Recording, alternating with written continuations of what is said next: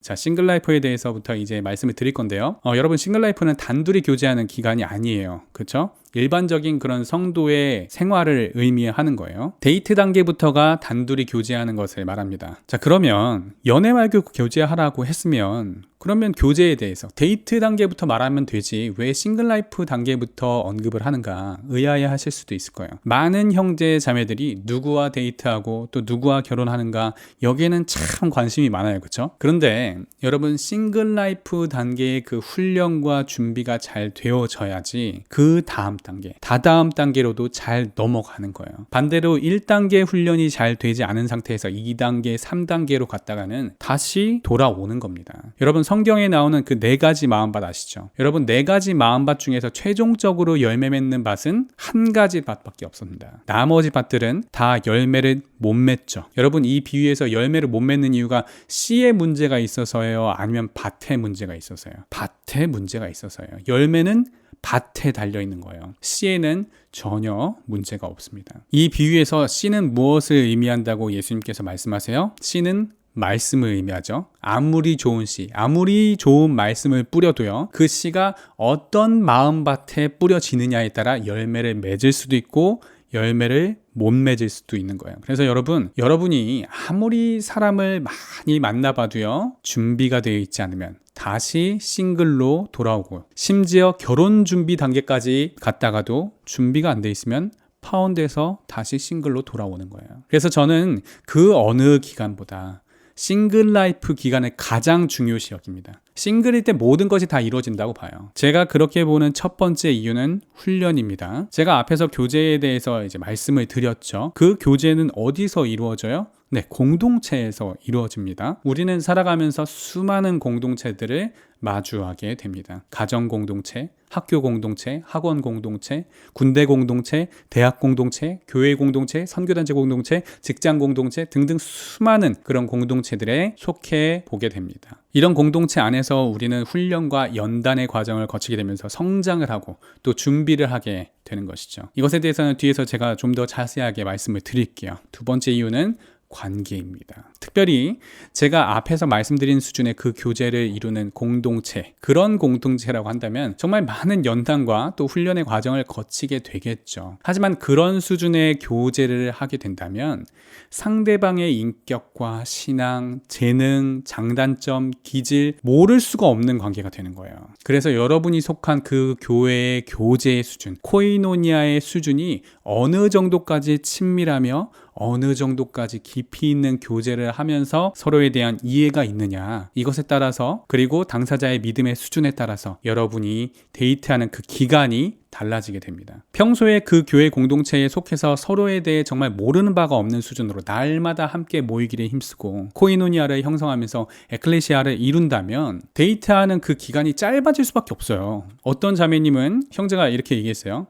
당신 좋다. 우리 한번 기도해보자. 이렇게 얘기했는데 딱 하루 동안 기도하고 결혼하기로 결론하고 그 다음날부터 결혼 준비 시작했어요. 물론 그 형제님과 자매님의 믿음이 대단한 부분도 있겠지만 이 공동체의 평소 코이노니아, 그 교제의 수준이 낮았다면 그렇게 결정할 수 있었겠어요? 절대 그럴 수 없는 것이죠. 어떤 목사님 사모님도 청년 때 남편 목사님과 같은 그 학교 선후배 사이면서 같은 선교단체에 있었어요. 근데 이 사모님이 하시는 말씀이 청년 때 남편 목사님이 어느 돈가스 집으로 자기를 부르더래요. 그러면서 하는 말이 한 달 뒤에 내가 미국으로 유학을 가는데 그 전에 내가 결혼을 해야 되겠다. 나는 당신을 결혼할 사람으로 생각하고 있는데 어떻게 하겠느냐. 결정해라. 너무 급한 것 같아서 3일 동안 기도해봐도 되겠냐라고 했는데 딱 3일 주더라는 겁니다. 그 전까지 사귀는 사이도 아니었고 정말 아무 사이도 아니었는데 그렇게 말씀을 하신 거예요. 그런데 이 사모님이 3일 동안 기도하면서 하나님께서 주신 마음에 따라서 목사님과 결혼을 결정하셨어요. 물론 두 분의 믿음이 대단하시지요. 그런데 그 선교단체가 코이노니아를 이루지 못했다면 사모님이 사실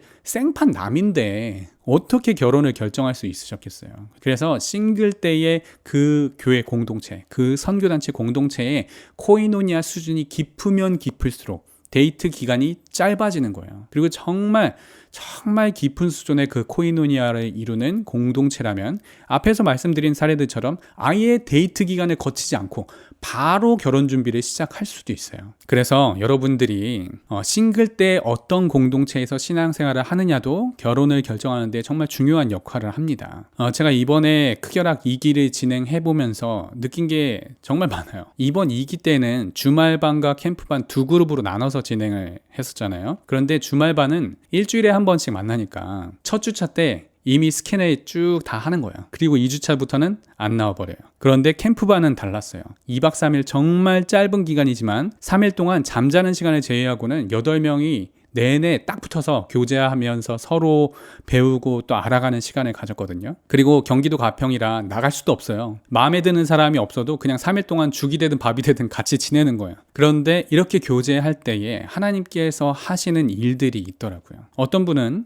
자기는 연하는 절대로 남자로 보이지 않는다 이렇게 말씀을 하셨는데 3일 동안 그렇게 심도 깊은 교제를 하면서 나이를 초월해서 그 형제 안에 있는 깊은 신앙, 하나님을 향한 진심이 보이기 시작하는 거예요. 이것이 제가 크결학 강의 때 말씀드린 그리스도를 사이에 두고 서로 대면하는 것이거든요. 제가 크결가에서는 아직 말씀을 못 드렸지만 크결학에서는 제가 이 내용에 대해서 이미 강의를 했었어요. 그 사람 자체를 바라보는 것이 아니라 그 사람을 지금까지 이끌어오신 하나님, 그 사람 안에 역사하시는 하나님을 발견하는 거예요. 너희를 불러 그의 아들 예수 그리스도 우리 주와 더불어 교제하게 하시는 하나님은 미쁘시도다. 여러분, 사람은 사실 신뢰할 만한 존재가 아니에요. 결혼을 결정하는데 이 사람이 정말 믿을만해서 결혼을 결정한다? 사람은 어차피 다 죄인입니다. 믿음의 결혼은 무엇을 의미하느냐? 하나님을 신뢰하는 마음으로 결정하는 거예요. 이 사람을 지금까지 이렇게 이끌어 오신 하나님, 이 사람에게 지금까지 역사하신 그 하나님 믿고 결혼을 결단하는 거예요. 이 사람에게 지금까지 역사하신 그 하나님이, 그리고 나에게 지금까지 역사하신 그 하나님이 나와 이 사람이 한 가정을 이뤘을 때에도 계속해서 그렇게 이끌어 가시겠구나, 그렇게 역사하시겠구나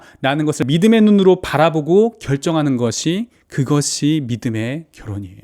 캠프반의 교제가 딱 이런 교제였어요. 코이노니아의 교제를 통해서 이 8명밖에 안 되는 이 공동체가 에클레시아를 형성하는 것을 제가 경험을 했어요. 우리 모두 다 경험을 했어요. 그러니까 이 공동체 자체가 너무 귀한 거예요. 그래서 이 캠프반은 주말반과는 예외적으로 우리가 매칭이 되든 안 되든 상관없이, 서로에게 이성적인 호감이 있든 없든 상관없이 남녀 모두 이 공동체를 계속 유지하고자 하는 그런 마음을 각 사람에게 다 주신 거예요. 구글 폼으로 돌려봤는데 만장일치로 이게 에클레시아거든요. 이게 진짜 교회예요. 이게 다들 이야기하는 게 교회 생활 그렇게 오래 했지만 이런 공동체를 경험한 적이 없다, 이런 교회 생활을 경험한 적이 없다, 너무 귀하다고 다들 입을 맞춰서 이야기하는데 너무 뿌듯하더라고요. 너무 감사했어요. 다들 이곳에 온 목적 자체는 결혼을 위해서 모였지만 진정한 에클레시아가 형성이 되는 거예요. 이걸 이번에 경험하면서 답은 캠프인가? 이 생각이 들더라고요. 제가 규모가 좀 작으면 어때? 규모를 크게 할 필요가 있나? 이런 생각이 들더라고요. 정말 하나님께서 기뻐하시는 것이 무엇인가? 이것을 경험하고 배우게 되면서 이 크결학의 방향성을 좀 다시 생각해 보는 그런 계기가 되었던 것 같습니다. 그래서 3기부터는 이 공동체 프로그램의 방향성을 좀 다르게 해봐야 되지 않을까 지금 생각 중이에요. 아무튼 각설하고, 물론 이렇게 생각하시는 분들도 계시죠. 어려서부터 같은 교회에서 자라오면서 너무 깊이 있게 잘 알고 지내고 너무 가족 같은 그런 관계라서 서로가 서로에게 배우자감으로 생각을 안 한다는 거죠. 여러분, 결혼하면 어차피 다 가족 되는 겁니다. 결혼에 대한 이해가 없으니까, 그리고 하나님께서 예비하신 배우자는 뭔가 좀 다를 거라는 그런 환상이 있으니까 그런 건데, 앞으로 진행되는 강의를 통해서 제가 여러분의 그 환상 제대로 깨드리겠습니다. 그럼 다음 강의 때 뵐게요. 샬롬.